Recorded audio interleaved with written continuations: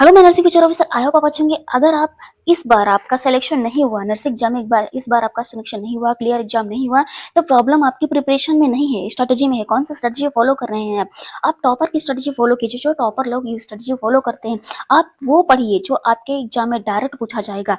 आज जो आप ट्रिक अपनाओगे वही आपकी सिलेक्शन पक्की रैंक दिलाएगी आपको। कितना भी पढ़ लो मैं नर्सिंग फ्यूचर ऑफिसर, अगर ये पैटर्न फॉलो नहीं किया, समझा नहीं, तो सिलेक्शन लेना मुश्किल हो सकता है। चयन जो आपका सिलेक्शन होगा माइनर से फ्यूचर अगर सिर्फ आपको नौकरी नहीं दिलाएगी, पूरे परिवार की जिंदगी भी बदल के रख देगी। तो वीडियो को बिल्कुल भी स्किप मत कीजिएगा, ध्यान से देखिएगा, पूरा देखिएगा।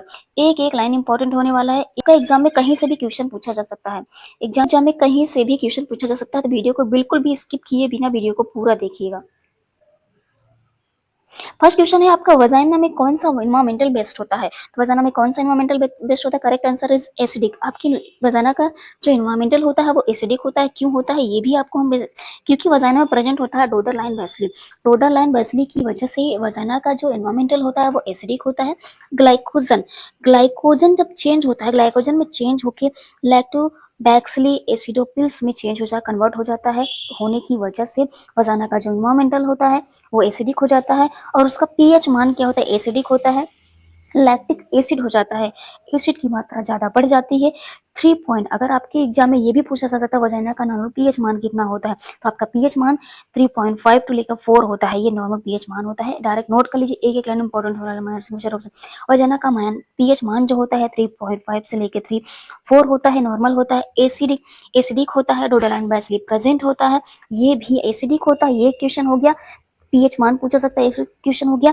डोडालाइन बेसिली के कारण होता है, ये एक क्वेश्चन हो गया। मतलब एक क्वेश्चन से 3 क्वेश्चन सॉल्व हो गए माइनर से फ्यूचर ऑफिसर। जो कि ग्लाइकोजन को, जो ग्लाइकोजन होता है, ग्लाइकोजन को लैक्टिक एसिड में बदल देता है, लैक्टिक एसिड में परिवर्तन कर देता है, जो कि हार्मफुल बैक्टीरिया आपकी वजाइना जो वजाइना में ग्रो करते हैं उसको क्या करता है?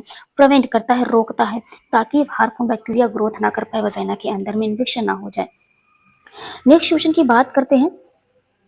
और हाँ, और एक बात, अगर ये डोडालाइन जो बेसिली होता है फर्स्ट वजाइना फ्लोरा पे डिस्कवर, जो फर्स्ट वजाइना के फ्लोरा पे आया हुआ था, तो इसको सबसे पहले किसने डिस्कवर करी थी? डोडालाइन बेसिली को सबसे पहले किसने डिस्कवर करी थी? ये भी आपके एग्जाम में पूछा जा सकता है, आपके आरएमएल में पूछा जा सकता है, एग्जाम में पूछा जा सकता है। गायनिकोलॉजिस्ट जो थे, जो गायनिकोलॉजिस्ट थे जो गायनिकोलॉजिस्ट थे मैंने फ्यूचर ऑफिसर गायनिकोलॉजिस्ट थे, वो आपसे गायनिकोलॉजिस्ट अर्बर्ट, एक एक लाइन इंपॉर्टेंट है, नोट करते जाए। अल्बर्ट डोडरलाइन ने इसकी डिस्कवरी करी थी, डोडरलाइन बेसिली की। अल्बर्ट बेसिली ने इसकी डिस्कवरी, स्क्रीनशॉट ले लीजिए, एक एक लाइन इंपॉर्टेंट होने वाला है। बिफोर मेंस्ट्रुअल साइकिल, ये भी आपके एग्जाम में पूछा जा सकता है। Before menstrual cycle and after menopause vagina का पीएच मान कितना होता है? तो बिफोर मेंस्ट्रुअल साइकिल और आफ्टर मेनोपॉज जो होता है वजाइना का पीएच मान बहुत हाई हो जाता है। तो एसिडिक में कितना हो जाता है? मैं nursing future officers, highly acidic जो होता है 4.5 हो जाता है, 4.5 हो जाता है बिफोर मेंस्ट्रुएशन। आफ्टर मेनोपॉज ये वजाइना का पीएच मान हाईली एसिडिक हो जाता है। एक एक लाइन इंपॉर्टेंट नोट कर लीजिए। ये एग्जाम में आपके पूछा गया क्वेश्चन है, जो आपके एग्जाम में आरआरबी में भी पूछा गया है। नेक्स्ट क्वेश्चन की बात करें, प्रेगनेंसी के दौरान वजाइना का पीएच मान कितना होता है? क्या होता है? एसिडिक होता है, मैंने इसके पहले भी आपको बता दिया है। एसिडिक होता है, मैंने आपको पहले भी बता दिया है। एक्सप्लेन करके देखते हैं इसमें क्यों होता है। आपका एस्ट्रोजन का जो एस्ट्रोजन होता है, एस्ट्रोजन हमारे वजाइना में एस्ट्रोजन होता है, एस्ट्रोजन का लेवल क्या होता है? हाई होता है, इंक्रीज होता है। ग्लूकोज जो होता है वो भी इंक्रीज होता है। डोडालाइन बेसिलिस की एक्टिविटी जो होती है वो भी इंक्रीज होती है। क्यों होती है? प्रेगनेंसी के दौरान एस्ट्रोजन का लेवल बढ़ जाता है, बढ़ने से क्या होता है? ग्लाइकोजन भी बढ़ जाता है। इससे क्या होता है? लैक्टोबैसिली की जो एक्टिविटी होती है वो भी बढ़ जाती है। और इसी वजह से, इसी कारण से जो होता है वजाइना में एसिडिक की मात्रा एसिडिक हो जाता है, ताकि इन्फेक्शन से बचाव हो सके, प्रिवेंट किया जा सके। जब ये तीनों की मात्रा इंक्रीज हो जाएगी, जब एस्ट्रोजन का मात्रा बढ़ा तो ग्लाइकोजन बढ़ गया, ग्लाइकोजन जब बढ़ा तो लैक्टिक बैसिली जो होती है उसकी एक्टिविटी में बढ़ावत हो गई, बढ़ोतरी हो गई, बढ़ गई। उसकी वजह से जो वजाइना में पीएच के मान जो होता है बढ़ गया, ताकि इन्फेक्शन को प्रिवेंट किया जा सके।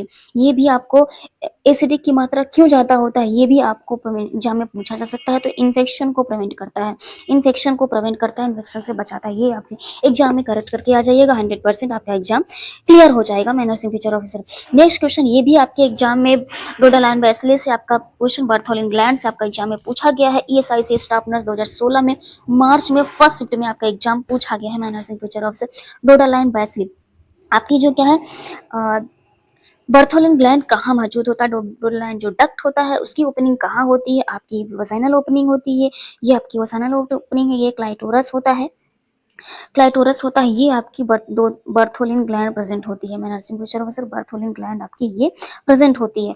बर्थोलिन ग्लैंड का फंक्शन आपसे एग्जाम में पूछा जा सकता है, तो आपकी कहाँ प्रेजेंट होती है, वजाइना में प्रेजेंट होती है, वेस्टिबुला में, वजाइनल वेस्टिबुला। आप वजाइनल का ऑप्शन आ गया तो ये भी करेक्ट करके आप आ जाइएगा, वजाइनल का ऑप्शन नहीं दिया गया तो वेस्टिबुलम आप क्लिक करके आ जाइएगा। जो बर्थोलिन ग्लैंड है, बर्थोलिन ग्लैंड लिबिया माइजोरा के बेस पर प्रेजेंट होता है, लिबिया माइजोरा के बेस पर प्रेजेंट होता है, वजाइनल ओपनिंग के दोनों तरफ वेस्टिबुला में होता है। इसका मेन फंक्शन क्या होता है, मेन फंक्शन सेक्सुअल इंटरकोर्स के दौरान जो लुब्रिकेट के लिए म्यूकस प्रोड्यूस करता है, ये इसका मेन फंक्शन होता है, मेन फंक्शन होता है। मैं nursing teacher officer main function होता है इसका। आपके एग्जाम में पूछा जा सकता है कि डोडालाइन बेसिली जो बर्थोलिन ग्लैंड होता है, बर्थोलिन ग्लैंड का मेन फंक्शन क्या होता है, तो बर्थोलिन ग्लैंड का मेन फंक्शन होता है कि ये सेक्सुअल क्या होता है, फंक्शनल सेक्सुअल इंटरकोर्स के दौरान म्यूकस को प्रोड्यूस करता है, म्यूकस को प्रोड्यूस करता है। ये भी आपके एग्जाम में डायरेक्ट पूछा गया है, ईएसआईसी स्टाफ नर्स 2016 में फर्स्ट शिफ्ट में आपसे एग्जाम में पूछा गया है। कंपोनेंट की बात करें तो ये आपका लोकेशन कहाँ होता है वो बता दिया। Two small component mucus gland होते हैं जो लोकेटेड होते हैं opening of the lateral valve of the vestibule, मैंने आपको बता दिया, नियर द वजाइना पे प्रेजेंट होता है। Opening of base of the labia majora पे प्रेजेंट होता है, वो भी मैंने आपको बता दिया। अमाउंट ऑफ सेक्सुअल इंटरकोर्स के दौरान ये म्यूकस को प्रोड्यूस करता है लुब्रिकेट के दौरान। नेक्स्ट बात करते हैं nursing teacher officer opening of Bartholin gland situated कहाँ पे सिचुएटेड होता है, ये भी मैंने आपको बता दिया, ये भी मैंने आपको बता दिया। मैं नर्सिंग टीचर ऑफिसर कहाँ पे सिचुएटेड होता है, प्रेजेंट होता है, यहाँ पे प्रेजेंट होता है वजाइनल ओपनिंग के वेस्टिबुलर पार्ट के साइड में। नेक्स्ट क्वेश्चन की बात करें मैं नर्सिंग टीचर ऑफिसर, एक एक लाइन इंपॉर्टेंट होने वाले वीडियो को बिना स्किप किए वीडियो को पूरा देखिएगा, ध्यान से देखिएगा, आपका सिलेक्शन यहीं से दिलाएगा, इसके बाहर से आपका एक भी क्वेश्चन नहीं आएगा। मैं नर्सिंग टीचर सपना छोटा नहीं होता, बस तैयारी सही डायरेक्शन से, सही दिशा से, सही जगह से कीजिए। टॉपर की तरफ तैयारी कीजिए, टॉपर जहाँ से पढ़ते हैं, टॉपर वो पढ़ते हैं जहाँ से उनको रैंक दिलाता है, सिलेक्शन होता है और उनको टॉप रैंक में आता है। तो सिर्फ वो क्वेश्चन पढ़िए जो आपको एग्जाम में डायरेक्ट पूछा जाएगा, फालतू की चीजें क्यों पढ़ना है, जो सिर्फ वही पढ़िए जो आपके एग्जाम में दिलाएगा, आपका सिलेक्शन दिलाएगा, आपको टॉपर दिला सकता है, आपको रैंक दिलाएगा, आपके इस बार 2026 में आपके हाथ में आपका सिलेक्शन लेटर होगा। तो नेक्स्ट क्वेश्चन की बात करते हैं मैंने वजाइना और एनल के बीच में जो पिरामिड टिश्यू होता है उसे क्या कहा जाता है। जो वजाइना हो गया और पिरामिड टिश्यू हो गया, इन वजाइना हो गया या आपका रेक्टल एरिया हो गया, एनल कैनल हो गया, दोनों के बीच में जो पिरामिड टिश्यू है उसको बोलते हैं पेरिनियल बॉडी बोलते हैं। पेरिनियल बॉडी अगर आता है ऑप्शन में दूसरा क्लिक करके आ जाइएगा, नहीं तो ऑब्स्टिकल पेरिनियम आप क्लिक करके आ जाएगा, दोनों ऑप्शन करेक्ट हो सकते हैं।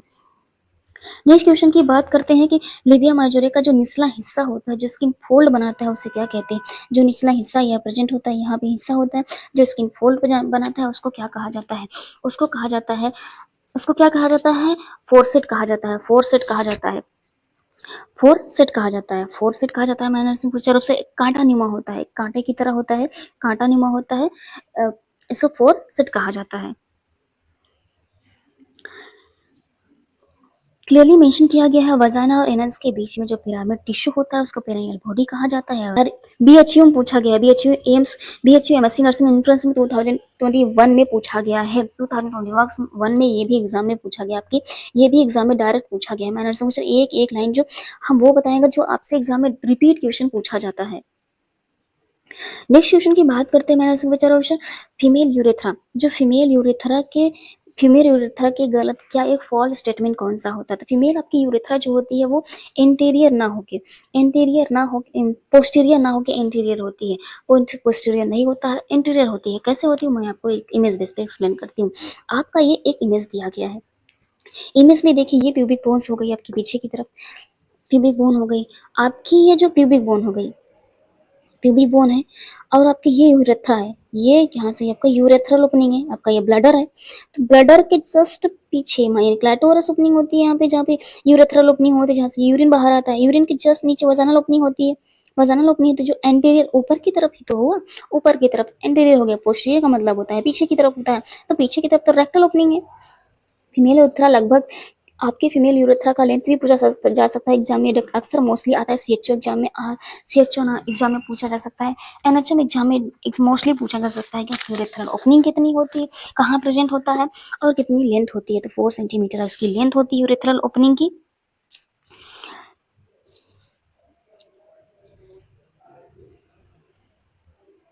आपके एग्जाम में आपसे डायरेक्ट पूछा जा सकता है मैंने मुझे सर यूरेथ्रल ओपनिंग कहाँ पे होती है। यूरेथ्रल जो ओपनिंग होती है वो पोस्ट एंटीरियर होती है, ना कि पोस्टीरियर। पोस्टीरियर जो होती है वो रेक्टल ओपनिंग होती है।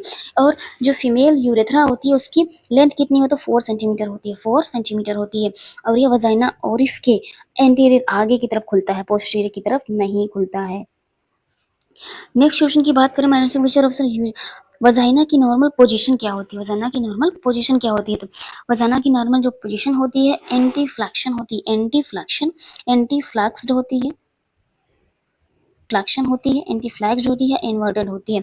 कैसी होती है इमेज बेस पे समझ पाएंगे आप। आपका ये वजाइना है एंटी वर्जन। एंटी वर्जन का मतलब ये आपका रेक्टर से समझ लीजिए, आपका सर्विक्स हो गया। और इन्वर्ट क्या हो गया, एक गोल आकार में है क्या, यूट्रस है। तो इन्वर्ट क्या, इसका मतलब होता है वजाइना और सर्विक्स के बीच का आगे की तरफ क्या होता है, एंकल बनाना, कोण बनाना। और एंटी फ्लैक्शन का क्या मतलब होता है, यूट्रस की बॉडी अपने सर्विक्स की आगे की तरफ झुका होना, फॉरवर्ड बिहाइंड, आगे की तरफ झुका होना, मतलब कि ये फ्लैक्स्ड है, फ्लेक्सिबल है। नेक्स्ट क्वेश्चन की बात करते हैं मैंने से विचार बिना वीडियो को डिस्क्रिप की। ये भी क्वेश्चन आपके एम्स रायपुर फर्स्ट शिफ्ट में आया था, 2019 में आया था, अगस्त में। नेक्स्ट क्वेश्चन की बात करते हैं मैं नर्सिंग फ्यूचर ऑफिसर। ये भी आपके एग्जाम में पूछा गया है। फंडस पर डिप्रेशन वाले यूट्रस को क्या कहा जाता है, फंडस पर डिप्रेशन वाले यूट्रस को क्या कहा जाता है, ये भी आपके एग्जाम में पूछा गया। कब पूछा गया, एम्स भोपाल, एम्स भोपाल नर्सिंग ऑफिसर मई में पूछा गया, 2018 में पूछा गया है, 2018 में पूछा गया। एक एक लाइन इंपॉर्टेंट है और हर मल्टीपल टाइम एग्जाम में पूछा जाता है, मल्टीपल टाइम। अगर हम नर्सिंग ऑफिसर बनना चाहते हैं, सीएचओ में नहीं पूछा जाएगा, एनएचएम में नहीं पूछा जाएगा, लेकिन आप नर्सिंग ऑफिसर बनना चाहते हैं, सिस्टर ट्यूटर बनना चाहते हैं, नर्सिंग सिस्टर बनना चाहते हैं, तो ये एग्जाम में आपसे पूछा जाता है। तो नॉर्मल यूट्रस का शेप नर्सिंग की तरफ से ये होता है, जो कोई भी एबनॉर्मलिटी इसमें आपको नहीं दिखाई रही है, दिखाई दे रहा है। लेकिन आपको इस इमेज में देखिए कुछ एक डिप्रेस्ड सा दिख रहा है, ऊपर जो तक थोड़ा गड्ढा दिखाई दे रहा है, यहाँ पे गड्ढा दिखाई दे रहा है। नर्सिंग फ्यूचर ऑफिसर गड्ढा दिखाई दे, इस एरिया में देखिए थोड़ा गड्ढा दिखाई दे रहा है, गड्ढा दिखाई दे रहा है। नीचे की तरफ क्या हुआ है, नीचे की तरफ झुका हुआ है, इस तरह के नीचे की तरफ कर्व हुआ है, तो इसे डिप्रेस्ड कहा जाता है, गड्ढा कहा जाता है। ये क्या होता है, एक कंजेनाइटल एबनॉर्मलिटी, कंजेनाइटल एबनॉर्मलिटी होती है नॉर्मल यूट्रस का सब। इसे हम क्या कहते हैं, अर्कुएट कहते हैं, अर्कुएट यूट्रस कहते हैं, अर्कुएट यूट्रस कहते हैं। जो नॉर्मल जो यूट्रस का शेप होता है वो पीयर शेप का होता है। ये देखिए, ये नॉर्मल यूट्रस का शेप जो पीयर शेप का होता है, इसके बजाय अगर अर्कुएट आता है यूट्रस में, तो फंडस की, फंडस जो होता है एक छोटा सा क्या होता है, डिप्रेस्ड होता है, अंदर की तरफ झुका होता है, गड्ढा होता है, उससे ये क्या होता है, कंजेनाइटल एबनॉर्मलिटी होती है, कंजेनाइटल एबनॉर्मलिटी होती है। कब होता है ये, इसका कंजेनाइटल एबनॉर्मलिटी बिहाइंड क्या होती है, अंदर की तरफ एक झुका हुआ होता है। और लाइक टाइपिकली पी और शेप का जो आपका यूट्रस होती है वो नॉर्मल होता है, मैंने आपको बता दिया। नेक्स्ट क्वेश्चन की बात करते हैं मैंने फ्यूचर ऑफिसर। ये भी आपके एग्जाम में बार बार क्वेश्चन पूछा जाता है, बार बार आपके एग्जाम में। What is the normal safe and size of uterus. Safe and size of uterus की बात करें तो what is the normal size of uterus, shape and size. और वजन की बात करें तो नॉर्मल यूट्रस का जो साइज होता है 7 पॉइंट। आपके ये भी एग्जाम में एक एक में इसमें से 3 क्वेश्चन आपके एक बनते हैं बेटा। मैं नर्सिंग में लेंथ आपसे पूछा जा सकता है, वाइड आपसे पूछा जा सकता है, थिकनिंग आपसे पूछा जा सकता है, वेट आपसे पूछा जा सकता है। मतलब 4 क्वेश्चन आपके एक क्वेश्चन से 4 क्वेश्चन सॉल्व हो चुके हैं। मैं नर्सिंग फ्यूचर आपसे लेंथ पूछा जा सकता है, आपकी लंबाई कितना होती थी, 7.4 सेंटीमीटर होता है एक्जैक्टली, आपके क्लियर करके बताया गया है। आपकी चौड़ाई कितनी होती है तो 5 सेंटीमीटर होती है। वेट की बात करें तो वेट कितना होता है नॉन प्रेग्नेंट वुमेन्स में, नॉन प्रेग्नेंट जो वुमेन्स होती हैं, महिला होती है, उनमें 60 ग्राम का पाया जाता है, 60 ग्राम का यूट्रस होता है, 60 ग्राम का यूट्रस प्रेजेंट होता है। मैं nursing teacher of non pregnant women's adult ureter की बात, साइज की बात करें, स्टैंडर्ड जो साइज होता है मैंने आपको बता दिया 7.5 सेंटीमीटर होता है। लंबाई की बात करें तो लंबाई जो होता है 5 सेंटीमीटर, चौड़ाई 2.5 सेंटीमीटर। इसका नॉर्मल जो लेंथ होती, नॉर्मल वजन होता है, वेट होता है 60 ग्राम का होता है, 60 ग्राम का होता है। नॉन प्रेग्नेंट वुमेन्स की मैंने आपको बता रही हूँ। ये आपके एग्जाम में पूछा ही जाता है, यहाँ से आपके 100% आपके एग्जाम में 2-3 क्वेश्चन पूछा ही जाएगा। आपसे लेंथ पूछा जा सकता है आपका, आपसे वेट पूछा जा सकता है। नेक्स्ट क्वेश्चन की बात करें मैं nursing future officer, thickening uterus cavities की म्यूकस लाइनिंग, यूट्रस कैविटी की जो म्यूकस लाइनिंग है उसे क्या कहा जाता है? यूट्रस कैविटी की जो म्यूकस लाइनिंग है उसे क्या कहा जाता है? उसे मायोमेट्रियम कहा जाता है, उसे इंडोमेट्रियम कहा जाता है, तो उसे क्या कहा जाता है? उसे इंडोमेट्रियम और पेरीमेट्रियम कहा जाता है। मैंने नर्सिंग पिक्चर उसे इंडोमेट्रियम और पेरीमेट्रियम कहा जाता है।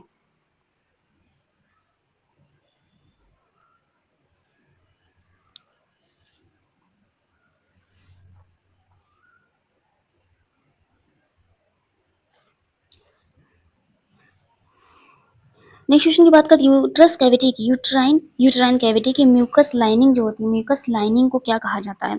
म्यूकस लाइनिंग की जो क्या कहा जाता है, यूट्रस की बाहरी लेयर को क्या कहा जाता है? यूट्रस की जो बाहरी लेयर होती है, दो लेयर्स बताई गई है, सिर्फ बाहरी लेयर की दो लेयर बताई गई है आपकी। इंडोमेट्रियम होती है जो यहाँ से यहाँ तक का दिखाई दे रहा है, और इसके बाहर जो यहाँ से विजिबल हो रही है, यहाँ से इस साइज तक, ये पेरीमेट्रियम है जो आउटर लेयर होती है। इंडोमेट्रियम जो इनर लेयर होती है, ये दोनों लेयर को ही कहा जाता है, ये दोनों लेयर को ही कहा जाता है यूट्राइन कैविटी की म्यूकस लाइनिंग कहा जाता है। यूट्राइन कैविटी की म्यूकस लाइनिंग कहा जाता है। ये भी आप दोनों में से कोई भी क्वेश्चन एक आएगा, अगर आपको इंडोमेट्रियम आता है उस पर क्लिक करके आ जाएगा, पेरीमेट्रियम आता है तो उसको क्लिक करके आएगा, 100% आपका क्वेश्चन सही हो जाएगा। मैं नर्सिंग ऑफिसर, ये भी आपके एग्जाम में पूछा गया, डीएसएसबी स्टाफ नर्सिंग ऑफिसर्स की अगस्त 19 में क्वेश्चन पूछा गया है। मैं नर्सिंग ऑफिसर, एक एक लाइन इंपॉर्टेंट होने। यूट्रस की जो सबसे बाहरी सिरोस लेयर होती है, मैं नर्सिंग ऑफिसर्स, ये इसको क्या कहते हैं? पेरीमेट्रियम कहते हैं। अंदर की जो म्यूकस लाइनिंग होती है इसको इंडोमेट्रियम कहते हैं, जो कि मेंस्ट्रुअल साइकिल के वक्त जो इंडोमेट्रियम होती है मेंस्ट्रुअल साइकिल के टाइम चेंज होकर डेसिडुआ में कन्वर्ट हो जाती है। डेसिडुआ में कन्वर्ट हो जाती है, डेसिडुआ में कन्वर्ट हो, डेसिडुआ को मैं एक्सप्लेन करके बताऊंगी किसमें चेंज हो जाता है। नर्सिंग सर्व से डेसिडुआ में चेंज हो जाती है, डेसिडुआ में चेंज हो जाती है। एक लाइन इंपॉर्टेंट है, डेसिडुआ का मोस्ट इंपॉर्टेंट रोल होता है प्रेगनेंसी में, इसके बारे में हम एक्सप्लेन करके आपको आगे बताते हैं। नेक्स्ट क्वेश्चन की बात करते हैं, यूट्रस की सबसे मोटी थिकेस्ट लेयर कौन सी होती है? सबसे मोटी और थिकेस्ट लेयर कौन सी होती है? तो सबसे मोटी लेयर थिकेस्ट लेयर का मायोमेट्रियम होती है, मायोमेट्रियम होती है, मायोमेट्रियम सबसे मोटी होती है प्रेगनेंसी में, ये भी इसका बहुत मोस्ट इंपॉर्टेंट रोल प्ले करती है। यूट्रस की मोटी सबसे मिडिल लेयर होती है, सबसे मिडिल लेयर होती है, और सबसे थिकेस्ट और स्ट्रॉन्ग लेयर होती है, किसको क्या कहते हैं? मायोमेट्रियम कहते हैं, मायोमेट्रियम कहते हैं। ये क्या करती है? मिडिल लेयर होती है, सबसे स्ट्रॉन्ग और सबसे थिक लेयर होती है, सबसे थिक लेयर होती है, सबसे मोटी लेयर होती है, और इसे मायोमेट्रियम कहते हैं। मायोमेट्रियम ये होती है स्मूथ मसल्स होती है, स्मूथ मसल से बनी होती है, और लेबर के दौरान ये स्ट्रॉन्ग कॉन्ट्रैक्शन को प्रोड्यूस करती है, जिससे बेबी नॉर्मली डिलीवर हो जाता है, बेबी नॉर्मल डिलीवर हो जाता है। आउट इसमें देखिए 3 लेयर से मिलकर ये यूट्रस बने होते हैं। जो आउटर लेयर होती है, आउटर लेयर जो होती है, आउटर लेयर आउटर पेरीमेट्रियम होती है, पेरीमेट्रियम होती है, नोट कर लीजिए। जो क्या आती है? वेसिलर पेरिटोनियम से बनी होती है, वेसिलर पेरिटोनियम से बनी होती है, वेसिलर पेरिटोनियम से बनी होती है। ये भी आपके एग्जाम में पूछा जा सकता है, जो पेरीमेट्रियम होता है वो किस चीज का बना होता है।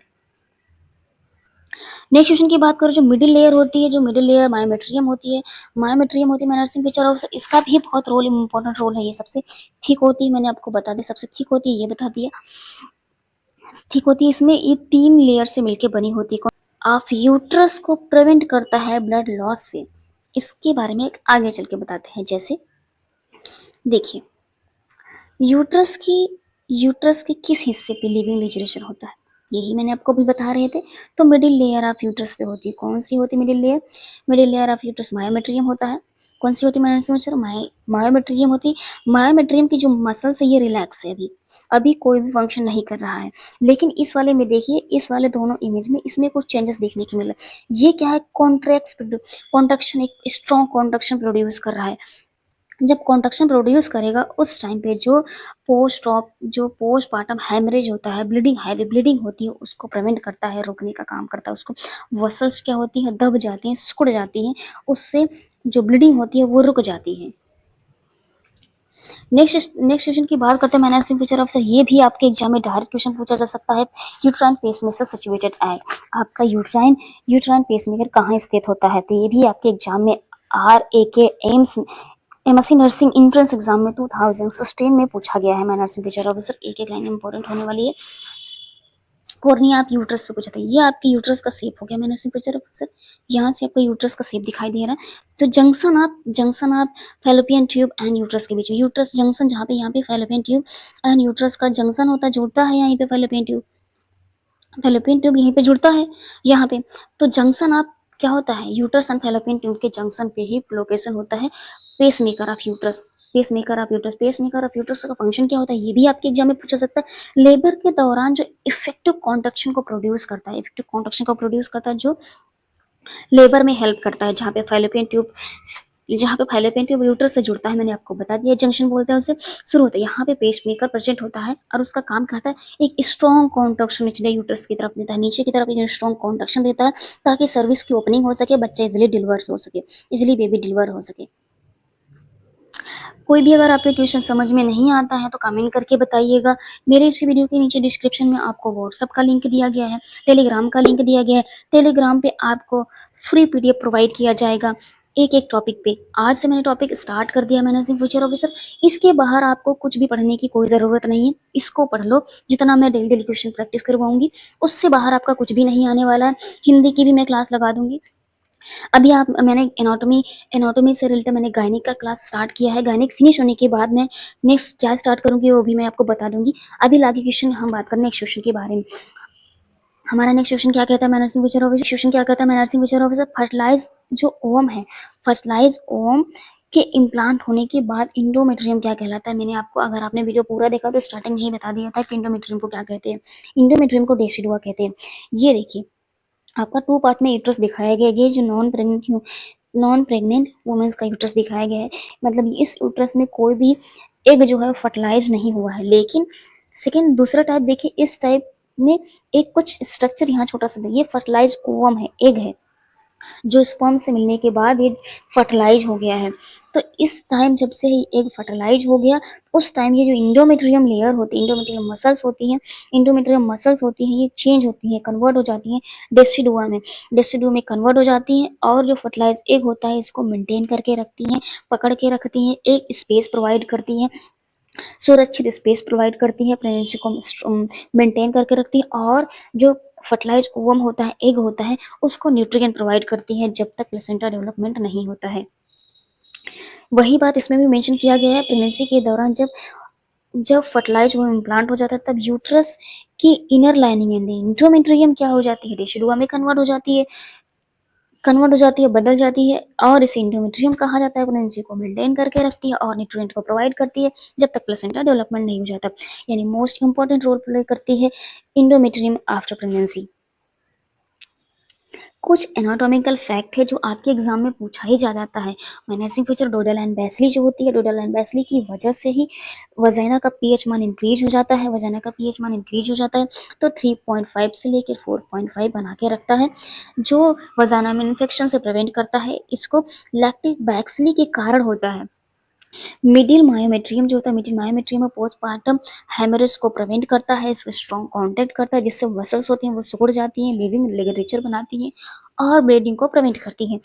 नेक्स्ट बात करते हैं यूट्राइन कॉर्निया की बात करते हैं। यूट्राइन कॉर्निया जो होती है लेबर कॉन्ट्रक्शन को शुरू करती है, लेबर कॉन्ट्रक्शन को नीचे की तरफ क्या करती है, एक इम्पल्स जनरेट करती है कॉन्ट्रक्शन का, जिससे सर्विस की जो ओपनिंग होती है वो ओपन हो जाती है, जिसे हम पेसमेकर कहते हैं। नेक्स्ट बात करते हैं इंडोमेट्रियम। इंडोमेट्रियम जो होता है प्रेगनेंसी में जो फर्टिलाइज ओवम होता है उसको स्पेस प्रोवाइड करता है, जगह देता है, एक घर देता है, हाउस देता है, ऐसे आप समझ सकते हैं। इम्प्लांटेशन के बाद प्रेगनेंसी को मेंटेन करके रखता है, उसको न्यूट्रिएंट प्रोवाइड करता है, उसे प्रेगनेंसी में क्या कहा जाता है, डेसिडुआ कहा जाता है। मैनर्सिंग फ्यूचर ऑफिसर, अगर आपको वीडियो अच्छा लगा हो तो लाइक से सब्सक्राइब कर दीजिए, ज़्यादा से ज़्यादा मेरे वीडियो को शेयर कर दीजिए ताकि और लोग इसका बेनिफिट उठा सकें और जिसका सिलेक्शन अभी तक नहीं हुआ उसका इसका बेनिफिट उठा सके। मैनर्सिंग फ्यूचर ऑफिसर, आपको नेक्स्ट वीडियो किस टॉपिक पे चाहिए आप कमेंट कर सकते हैं। अगर आपको ये पूरा जो पीडीएफ के फॉर्म में चाहिए, तो मेरे इस वीडियो के नीचे डिस्क्रिप्शन में आपको टेलीग्राम का लिंक दिया गया है, यूट्यूब टेलीग्राम का लिंक दिया गया है, व्हाट्सअप का लिंक दिया गया है, आप क्लिक करके डायरेक्ट जुड़ सकते हैं। वहाँ पे ऑलरेडी फीड किया गया है, जो आगे भी आपके क्लास ली गई हैं, हर कौन कौन सी वैकेंसी आती है, कब आती है, ये भी आपको एक्सप्लेन करके बताया जाता है। Thank you so much friend, मिलते हैं नेक्स्ट वीडियो में।